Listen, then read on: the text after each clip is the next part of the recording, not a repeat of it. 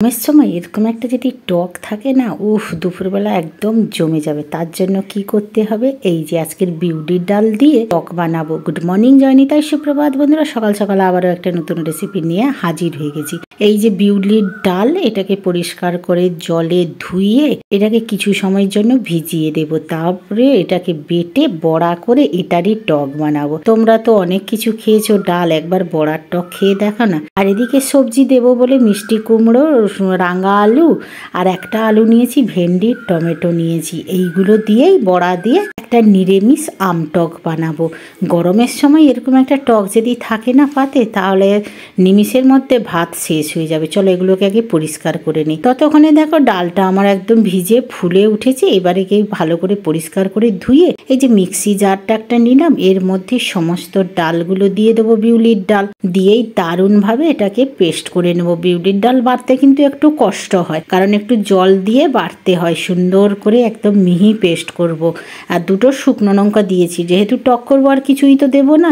দুটো শুকনো লঙ্কা দিয়েই দেখো কি সুন্দর পেস্ট করে নিয়েছি। আর কালারটা দেখো লাল লাল একটা কালার এসছে। এরপরে একটা পাত্রের মধ্যে বিউলির ডালটা ঢেলে নেব। ডালার পরে একটু লবণ দিয়ে এটাকে ফেটিয়ে রেখে দেব কিছু সময় ফোলার জন্য। খাবার সোডা কিচ্ছু দেবো না, তোমরা দিতে পারো, কিন্তু আমি খাবার সোডাটা দিলাম না। একটু লবণ দিয়ে এটাকে সুন্দর করে গুলিয়ে নেব। আর যেহেতু আম টক করব বলে সেই আম তো আগে থেকে শুকানো আছে। আর সর্ষে বাটা, সর্ষের তেল, শুকনো লঙ্কার গুঁড়ো আর একটু হলুদ দিয়েছি। দিয়ে এটাকে সুন্দর করে পেস্ট করে আমি এই যে রেডি করে রেখেছি। সর্ষের তেল দিয়ে দিলে না সর্ষের টেস্টটা দারুণ হয়। আর এই যে বিউলির ডাল দেখো কি সুন্দর হয়েছে। উপর থেকে একটু লবণ দিয়ে আগে থেকে একটু ফেটিয়ে রেখে দেব। তাহলে কি হয় না, খাবার সোডা না দিয়েও দারুণভাবে সফট হয়। এমনিতে বিউলির ডাল খুবই সফট হয়, আরও দই বড়া হয়। সমস্ত সবজিগুলোকে কেটে ধুয়ে পরিষ্কার করে থালাতে সাজিয়ে নিলাম। তোমরা আরও সবজি দিতে চাইলে ভালো লাগবে। আর এই সবজি দিয়ে না টক খেতে কিন্তু সত্যি খুবই ভালো লাগে। ডাল লবণ দিয়ে ফেটিয়ে রেখেছিলাম, আবারও সুন্দর করে ফেটিয়ে নিচ্ছি। এদিকে তেলও কড়াইতে বসিয়ে দিয়েছিলাম, তেলটা গরম হয়ে গেছে। ছোট্ট একটা ডালের ব্যাটার দিয়ে দেখবো যে তেলটা সত্যি গরম হয়েছে কিনা। হ্যাঁ দেখো খুব সুন্দরভাবে গরম হয়ে গেছে। এটা তুলে নিয়ে সব ডালের বড়াগুলোকে একে একে করে ভেজে নেবে। যে ছোট ছোট করে দিচ্ছি, বেশি বড় দিচ্ছি না, কারণ ছোট ছোট দিলে না তবে জল মানে তরকারির রস খেয়ে আরও বড় বড় হয়ে যাবে। নাহলে খুব বড় বড় হয়ে গেলে আবার ভেঙে যাওয়ার চান্স থাকে। তো বিউলি ডালের বড়াগুলো এক পিঠ হয়ে গেছে, আরও এক পিঠ আস্তে করে লৌটাতে হবে, কারণ প্রচণ্ড সফট, ভেঙে যেতে পারে। আর সুন্দর করে বেশি লাল করে মজমজ করবো না, তাহলে শক্ত লাগবে। ভাজা হয়ে গেছে, কতটা ফাঁপা হয়েছে দেখো, স্লিপ করে যাচ্ছে আর একদম পুরো হালকা হয়ে গেছে। এবার আমি একটা পাত্রের মধ্যে সব তুলে নেব। আর এই বড়ার না আলু দিয়ে নিরামিষ ঝোল করলেও ভালো লাগবে, টক এমনি ভাজাও ভালো লাগে। আগে না শীতের সময় মা যখন বড়ি দিত, এই বাটাগুলো রাখলে গরম ভাতের সাথে খেয়ে আমরা স্কুলে যেতাম।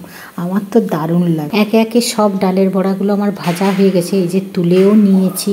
আর ওই কড়াতে তেল ছিল, ওই কড়ার তেলের মধ্যে একটু লবণ হলুদ দিয়ে, তেলটা অনেকটা আছে, সেই ভেন্ডিটা দিয়ে ভালো করে ভেজে নেব। যে একটু লবণ দিয়ে দিলাম, অল্প একটু হলুদ দিয়েছি। আর ভেন্ডিটাকে ধুয়েই কেটেছিলাম, দিয়ে আগে একটু ভাজা করে নেব।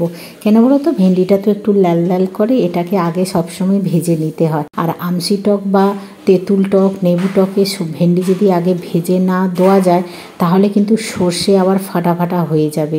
এই জন্য ভেন্ডি ভেজে বের করে তরকারি হওয়ার লাস্টে দিতে হয়। ভেন্ডিটাকে ভালো করে ভেজে নিয়েছি, ওই বড়ার এতে করে প্লেটে করে তুলে নেব।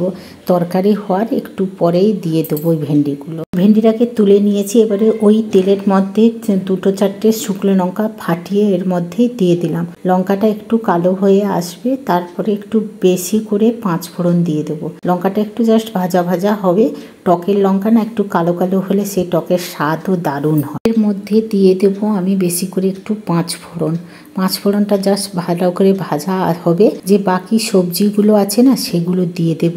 এই যে আলুটা যেহেতু শক্ত, এই নর্মাল আলু আর মিষ্টি আলু, মানে যেটাকে সুইট পটাটো বা রাঙা আলু বলে, এই আলুটা দিয়ে, আর লবণ হলুদ তো থাকলো, এর মধ্যে দিয়ে ভালো করে এটাকে গ্যাস মিডিয়াম করে ভালো করে ভাজা ভাজা করে নেব।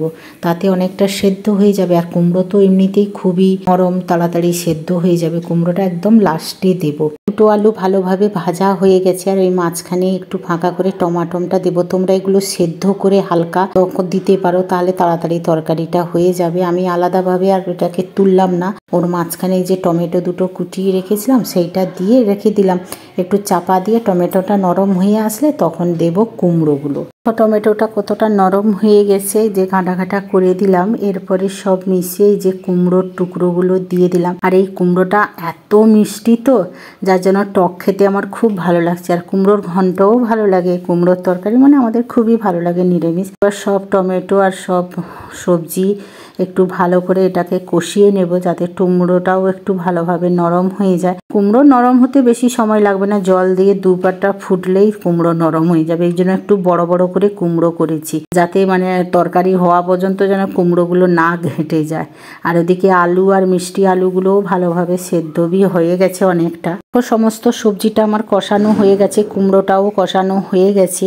এরপরে আমি এখানে জল দিয়ে দেব, আর বেশি কষানোর দরকার নেই। এরপরে জল দিয়ে আমি একটু পরিমাণ মতন জল দেব, যাতে একটু কুমড়োগুলো একটু জাস্ট নরম আসবে। এখন যে আমটাকে চটকিয়ে রেখেছিলাম শুকনো আমটা, সেটা দিয়ে দেব। এবার দেখো টকটা আমার ভালোভাবে ফুটা হয়ে গেছে, কুমড়াটা অনেকটা নরম হয়ে এসছে। এরপরে যে ভেন্ডিটা আমি ভেজে রেখেছিলাম সেই ভেন্ডি দেবো, আর মিষ্টি আলু, সব আলু কিন্তু সেদ্ধ হয়ে গেছে। মিষ্টি আলু আর নর্মাল আলু তো সেই কষানোর সময় ঠিক হয়ে গেছিলো। এইবারে দেখো ভেন্ডি ভাজাটা সেটা দিয়ে দিলাম, দিয়েই আমি একটু ফুটে উঠবে তারপরে যে আম শুকোনো যে জলটা রেডি করে রেখেছিলাম সেই টক জলটা দিয়ে দিলাম। টক জলটা না এত সুন্দর লাগে, আর এত সুন্দর আমাদের টেস্টি হয় মায়ের হাতের আম শুকোনো। এগুলো আমি বানিয়েছিলাম, শেষ হয়ে গেছে। এবার দেখো কালারটা কত সুন্দর হয়েছে, ভেন্ডিও নরম হয়ে গেছে। এরপরে যে আমি সর্ষে বাটা রেখেছি সেই সর্ষে বাটার জলটা আমি এখানে দিয়ে দিলাম।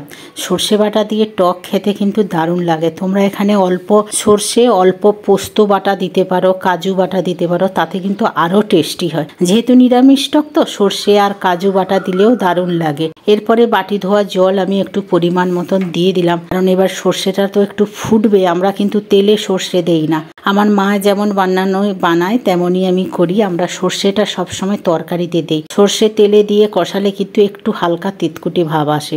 এরপরে এটাকে ফুটতে দেব, জাস্ট ফুটে আসবে, বড়াটা দেব, সর্ষের তেল উপর থেকে দেব। সর্ষের তেল তরকারি, নিরামিষ তরকারি হোক আর আমিষ তরকারি হোক, একটু উপর থেকে টকে দিলে কিন্তু সেই লেভেলের স্বাদ হয়। আর কত সুন্দর টকবক করে ফুটছে দেখেছো, আর কালারটা দেখেছো, সেই লেভেলের কালার হয়েছে। এই আম সর্ষের কিন্তু দারুণ লাগে। উপরে একটু সর্ষের তেল দিয়ে দিলাম, সর্ষে আছে এবারে ভালোই লাগে।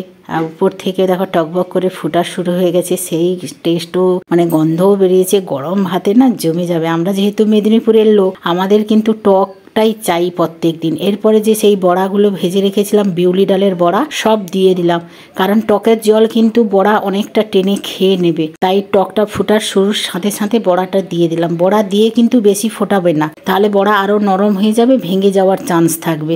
আর একদম ঘেঁটে গেলে আর সেই তরকারি খেতে একদম ভালো লাগবে না। সবজি একটু গোটা গোটা না থাকলে কিন্তু ভালো লাগে না। সব সবজি যেমন কুমড়োর ঘন্ট হোক, চচ্চড়ি হোক, পাঁচমেশালি, ওগুলো যেমন সবজি ঘাঁটা ঘাঁটা ভালো লাগে, টক ঝোল এগুলোর সবজি ঘেঁটে গেলে ভালো লাগবে না। আর ফুটাও শুরু হয়ে গেছে।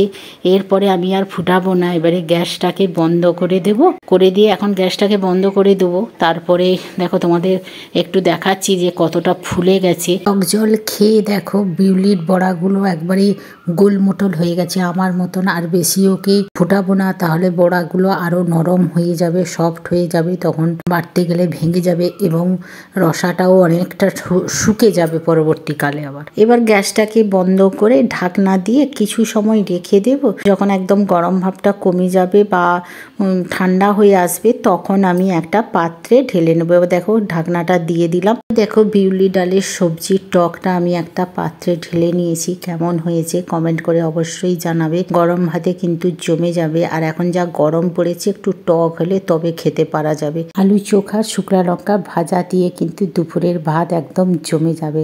আর একটা স্পুন দিয়ে তোমাদের বড়াটাকে কেটে দেখাচ্ছি যে কতটা সফট হয়েছে, আর এবং ভিতরেও সব টক জলগুলো ঢুকে গেছে। দেখো সেই স্বাদ হয়েছে। টেস্ট করে দেখলাম যে দারুণ হয়েছে। তোমরাও ফটাফট করে এরকম বিউলি ডালের একটা টক বানিয়ে নাও, দারুণ লাগবে। গরমের সময় হলে কিন্তু জমে যায়, খুব প্রশংসা করবে এরকম টক। আমাদের তো দারুণ লাগে টক, আর এই টকটা না সত্যি টেস্ট করেও দেখলাম যে খুব সুন্দর হয়েছে। তাহলে তোমরা কমেন্ট করে অবশ্যই জানাবে তোমাদের কেমন লাগলো এই টকটা।